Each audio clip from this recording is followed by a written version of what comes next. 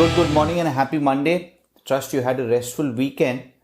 Welcome to today's episode of Morning Wealth. Three things that we will talk about. Seng's Revamp, the week ahead in economic data and earnings, and 13F findings. US stocks ended the week roughly where they started, leaving the S&P 500 hovering just below its February record and a remarkable rally that is now stuck in neutral. The broad index closed Friday after bobbing between small gains and losses for most of the session, the latest in a series of modest moves that has left the S&P 500 up 0.6% from where it was a week earlier.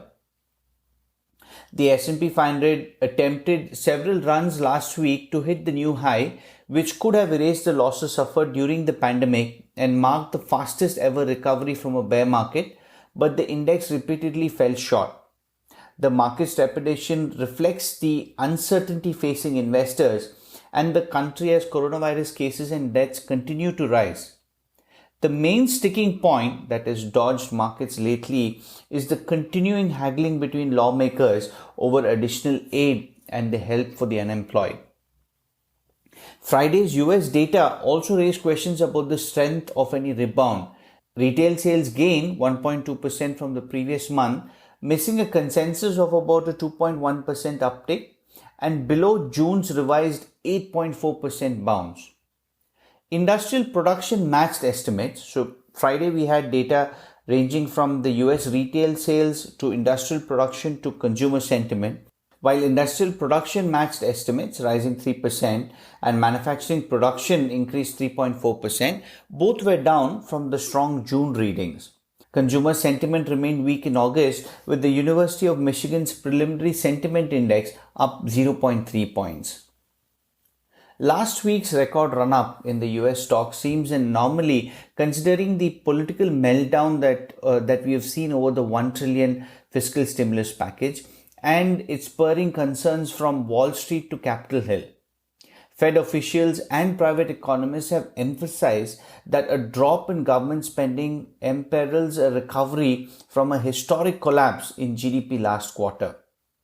And some managers warn that the rally makes the market more vulnerable to a sharp sell-off if traders suddenly price in a no deal. Alibaba, Xiaomi and Wuxi Bio will join the Hang Seng Index in one of the biggest revamps in the benchmark's 50-year history.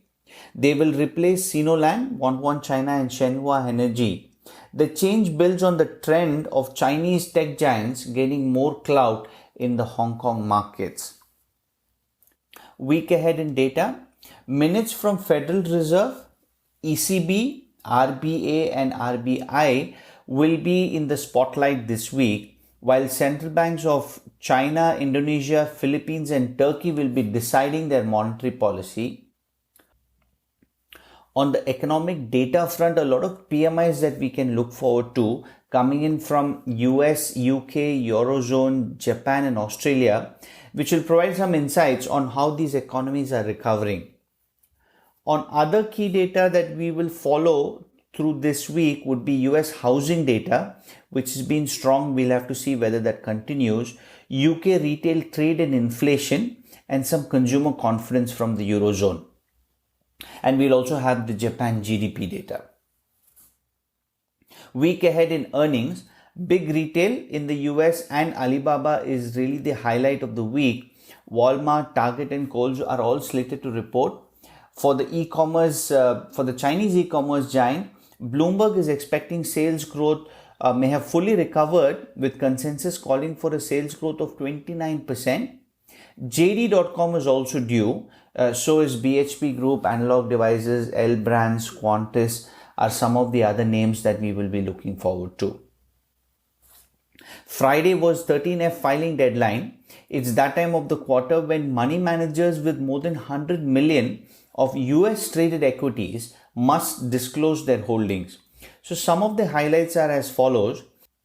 Berkshire Hathaway reduced its JP Morgan, Wells Fargo and PNC financial holdings and exited Goldman's stake. But you'd have also heard about the Barrick Gold investment that Mr. Buffett has done.